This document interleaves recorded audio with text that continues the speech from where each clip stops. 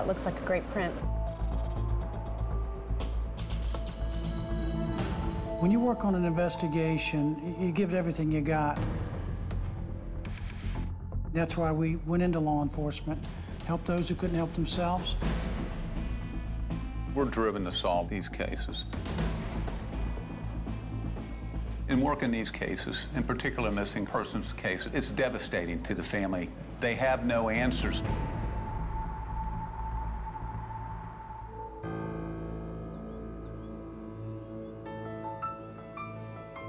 In the fall of 1989, Annie Tejan, a single mother of 3 in her 20s, went missing. People don't just disappear, but that really happened in this case. She just disappeared and vanished without a trace. Michael Plon was Annie Tejan's boyfriend. He was a decorated sailor in the U.S. Navy and became the center of interest in this case. Thank you, Chief Plon. He had a complicated role within the Navy. He was an electronic surface warfare specialist. You've got to be very sharp in order to execute that mission. When Annie met Michael, she thought that she had found the man of her dreams.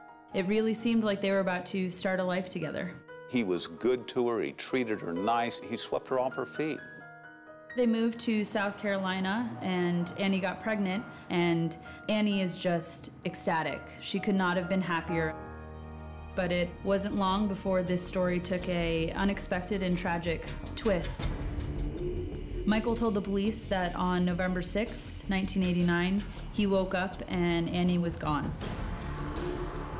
You would think that if someone disappeared that there would be a massive search, but that did not happen. After she went missing, Kathy French, her closest friend, was the only person searching for her for about 3.5 years. I needed to find her. I spent approximately $16,000 in phone bills. I had hired a private detective. I wasn't going to give up.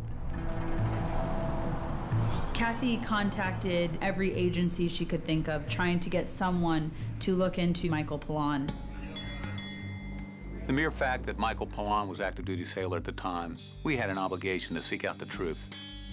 I have to fear for the safety of me and my family.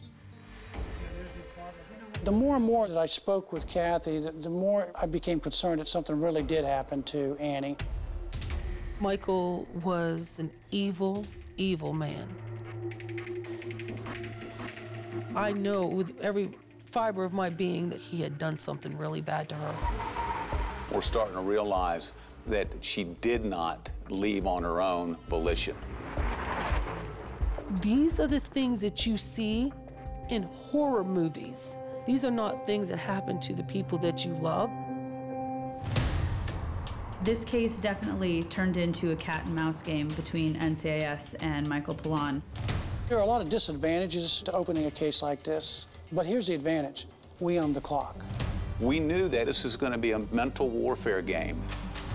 If we're going to solve this thing, we got to approach it right, because something terrible's happened to Annie Tejan, and we owe it to her.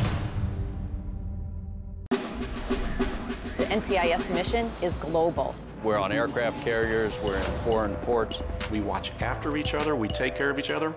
NCIS deal with every type of crime. Cyber, fraud, murder. It's counterintelligence, counterterrorism. Every crime is a tragedy. All sisters, brothers, husbands. I feel it very personally. We live in dangerous times, and we're never going to give up.